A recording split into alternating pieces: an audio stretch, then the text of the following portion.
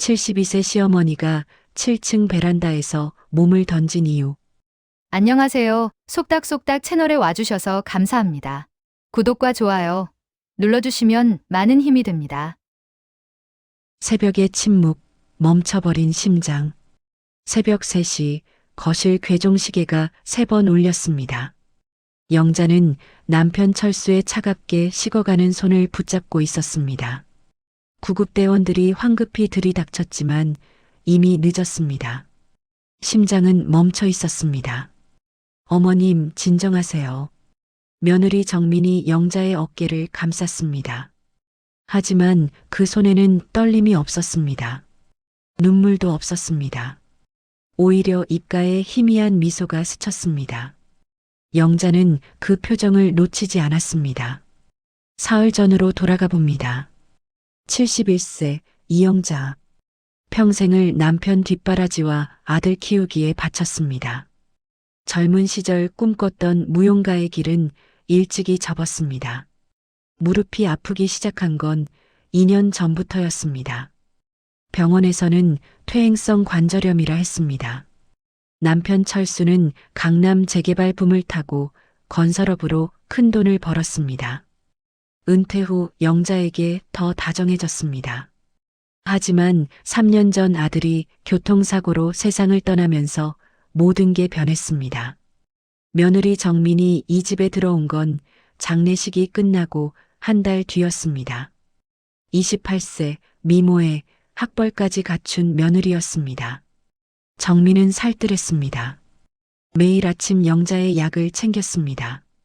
무릎에 좋다며 특별히 구했다는 보약도 꾸준히 달여올렸습니다. 붉은색이 감도는 보약이었습니다. 동백꽃 향이 은은하게 났습니다. 그런데 이상했습니다. 보약을 먹기 시작하면서 남편의 건강이 눈에 띄게 나빠졌습니다. 혈압이 오르내렸고 가슴 통증을 호소했습니다. 어느 날 영자는 남편의 서재에서 이상한 서류를 발견했습니다. 디기탈리스 치사량 0.5mg. 약물 성분 분석표였습니다. 남편의 필체로 빼곡히 메모가 되어 있었습니다. 영자의 손이 떨렸습니다. 그날 밤이었습니다. 남편이 갑자기 가슴을 움켜쥐었습니다. 여보, 수미. 영자가 119에 전화를 걸려던 순간 정민이 나타났습니다. 정민은 침착했습니다. 너무 침착했습니다. 구급차가 도착하기까지 12분. 그 사이 남편의 심장은 멈췄습니다. 장례식장에서 정민은 완벽한 상주였습니다. 하지만 영자는 알아챘습니다. 정민의 눈물이 뺨을 타고 흐를 때 그 입가에 번지는 미세한 미소를, 빈소를 정리하던 밤 영자는 남편의 유품 상자에서 작은 녹음기를 발견했습니다. 재생 버튼을 눌렀습니다. 여보, 이걸 듣고 있다면 내가 이미 죽었다는 뜻이요. 정민이를 조심하시오. 그 애는 목소리가 끊겼습니다. 아버님, 약 드실 시간이에요. 정민의 음성이었습니다. 그때 방문이 스르륵 열렸습니다. 정민이 서 있었습니다. 손에는 붉은 보약 한 사발이 들려 있었습니다. 어머님, 보약 드시고 주무세요. 동백꽃 향기가 방 안가득 퍼졌습니다. 동백꽃 향기가 코끝을 찔렀습니다. 어머님, 식기 전에 드세요. 그 순간 거실에서 요란한 소리가 들렸습니다. 영자야, 나 술래야. 단짝 친구 술래의 목소리였습니다. 정민의 표정이 일그러졌습니다. 영자는 재빨리 보약을 화분에 쏟아부었습니다. 새벽 4시 술래가 영자를 차에 태웠습니다. 철수 씨가 나한테 연락했어. 한 달 전에. 자기한테 무슨 일 생기면 널 꼭 데리고 나오라고. 술래는 40년 지기 친구였습니다. 젊은 시절 함께 무용을 배웠던 동료였습니다. 문화센터는 아침 8시에 문을 열었습니다. 실버 라이프 아카데미라고 적혀 있었습니다. 네가 새로 다닐 곳이야. 댄스 스포츠반. 댄스 스포츠실 문이 열렸습니다. 파트너는 강태윤 선생님이 맡아주시겠어요? 영자의 심장이 멎었습니다. 강태윤, 70대 초반으로 보이는 남자였습니다. 백발이었지만 자세가 꼿꼿했습니다. 눈이 마주쳤습니다. 태윤은 무표정했습니다. 처음 뵙겠습니다. 냉랭한 목소리였습니다. 45년 전 23살의 영자와 25의 태윤은 무용학원에서 만났습니다. 태윤은 법대생이었지만 춤을 좋아했습니다. 둘은 반년을 연인으로 지냈습니다. 하지만 영자의 아버지가 사업에 실패하며 모든 게 끝났습니다. 영자는 재벌 2세였던 철수와 결혼했습니다. 태윤에게 이별을 고한 날, 그는 아무 말 없이 등을 돌렸습니다. 자, 기본 자세부터 해볼까요? 태윤이 영자의 손을 잡았습니다. 차가운 손이었습니다. 한 곡이 끝났습니다. 태윤 씨, 영자가 불렀습니다. 저, 이영자예요. 45년 전. 죄송합니다만 착각하신 것 같습니다. 태윤이 차갑게 말을 끊었습니다. 혼자 남은 영자는 사물함을 열었습니다. 텅 비어 있어야 할 사물함 안에 낡은 봉투가 있었습니다. A4 용지 한 장이 나왔습니다. 남편 철수의 필체였습니다. 여보, 이걸 읽고 있다면 나는 이미 죽었을 거요. 정민이 그 애가 아니오. 45년 전 강남 개발 당시 내가 저지른 일이 있어. 한 가족이 무너졌소. 정민은 그 가족이. 태윤을 믿지 마시오. 그는 45년 전 사건을 알고 있어. 종이 아래쪽에 붉은 얼룩이 번져 있었습니다. 탈의실 문이 열렸습니다. 태윤이 서 있었습니다. 태윤의 눈빛이 달라져 있었습니다. 깊은 슬픔이 어려 있었습니다. 영자 씨, 그 편지 읽지 말았어야 했는데 당신이 뭘 한 거예요? 오해예요.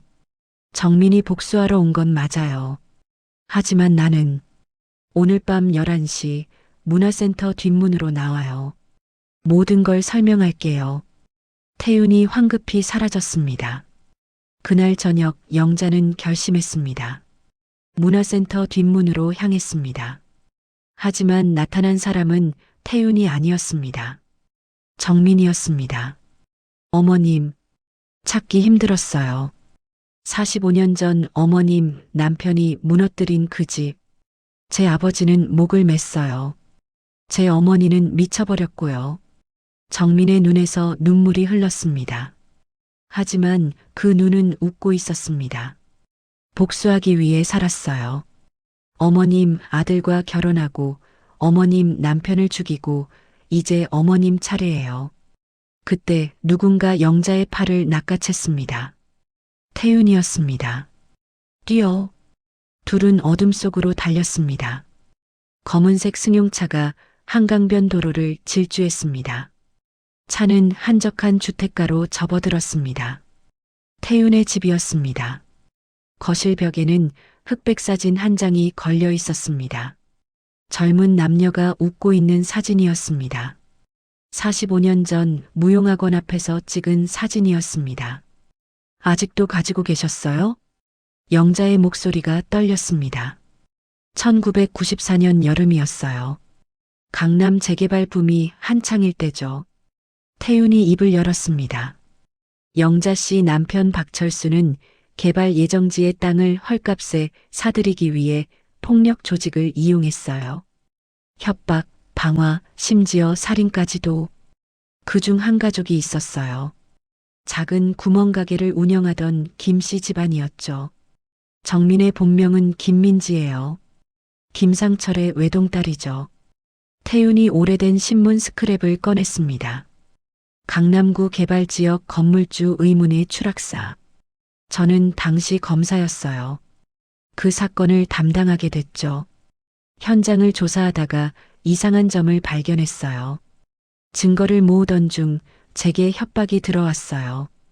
영자 씨 사진이었어요. 사건을 덮으면 당신은 안전할 거라고. 저는 비겁했어요. 사건을 자살로 종결시켰죠. 철수 씨는 6개월 전에 저를 찾아왔어요. 정민의 정체를 알아냈다고 했죠. 45년 전 제가 당신을 지키지 못했어요. 이번에는 달라요. 태윤이 영자의 손을 잡았습니다. 그때 현관문이 와르르 부서졌습니다. 검은 옷을 입은 남자 셋이 들이닥쳤습니다. 영자 씨, 뒷문으로. 영자는 뒷문으로 달렸습니다. 골목을 헤매던 영자는 공중전화 부스를 발견했습니다. 순례에게 전화를 걸었습니다. 전화를 끊으려는 순간 부스 밖에 그림자가 드리웠습니다. 정민이었습니다. 이제 그만하자. 너의 아버지 일은 미안하다. 미안하다는 말로 끝날 일이 아니에요. 내 아들을 죽인 것도 너였니? 아니에요. 오빠의 사고는 진짜 사고였어요. 하지만 그 뒤로 계획이 바뀌었어요. 사이렌 소리가 들렸습니다. 경찰차가 왔습니다. 하지만 경찰관들이 정민에게 다가갔습니다. 저희 어머니세요. 치매가 있으셔서 집을 나가셨어요. 정민이 눈물을 닦으며 말했습니다. 저 사람 말 믿지 마세요. 영자가 소리쳤습니다. 그때 익숙한 목소리가 들렸습니다. 태윤이었습니다. 전 전직 검사 강태윤입니다. 그리고 이분은 범죄 피해자입니다. 태윤이 녹음기를 꺼냈습니다. 미안하다는 말로 끝날 일이 아니에요. 정민의 목소리가 흘러나왔습니다. 김민지 씨, 동행하시죠. 법정 복도는 차가웠습니다. 영자는 휠체어에 앉아 있었습니다. 법정은 생각보다 넓었습니다. 정민이 피고석에 앉아 있었습니다. 재판을 시작하겠습니다. 검사가 증거를 제시했습니다. 보약에서 검출된 독극물 성분, 정민의 독극물 구매 기록, 태윤이 녹음한 자백. 하지만 정민의 변호사는 만만치 않았습니다. 증인은 치매 진단을 받으신 적이 있습니까? 변호사가 조작된 서류를 내밀었습니다. 그때 태윤이 일어섰습니다.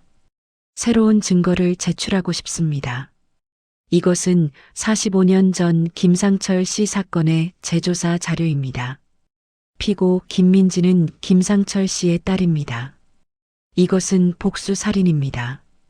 태윤이 사진을 스크린에 띄웠습니다. 김상철의 시신 사진이었습니다. 정민이 일어섰습니다. 맞아요. 전부 계획이었어요. 하지만 오빠의 죽음은 진짜 사고였어요. 눈물이 흘렀습니다. 하지만 복수는 멈출 수 없었어요. 영자가 휠체어에서 일어섰습니다. 무릎이 아팠지만 참았습니다. 내 아버지의 죽음에 대해서는 진심으로 미안해. 그 돈으로 살아온 건 사실이니까. 영자가 정민에게 고개를 숙였습니다. 넌 잘못된 방법을 선택했어. 하지만 네 고통은 이해해. 이제 벌을 받고 다시 시작해.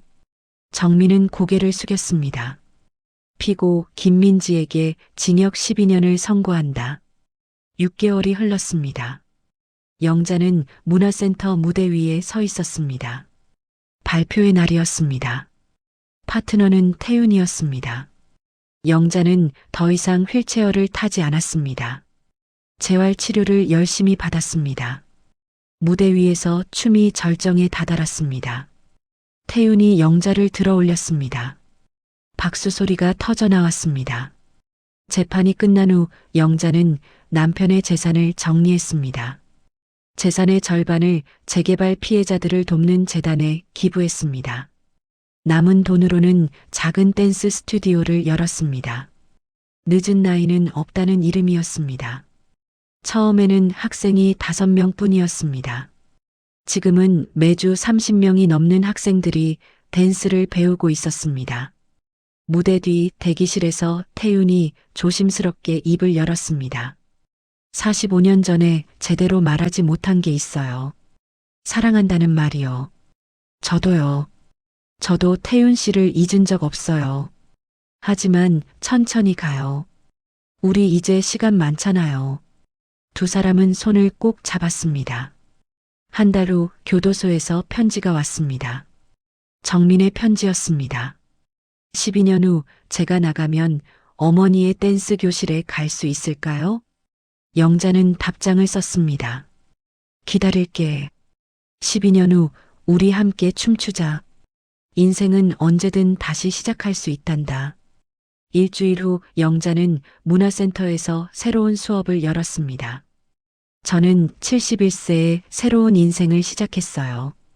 인생은 8회 말부터라고 하잖아요. 우리 이제 9회를 시작해요. 박수가 터졌습니다. 음악이 흘렀습니다. 무릎은 여전히 아팠습니다. 하지만 영자는 멈추지 않았습니다. 창밖으로 햇살이 쏟아졌습니다. 자, 다시 해볼까요? 하나, 둘, 셋. 음악이 계속되었습니다. 춤이 계속되었습니다. 인생이 계속되었습니다.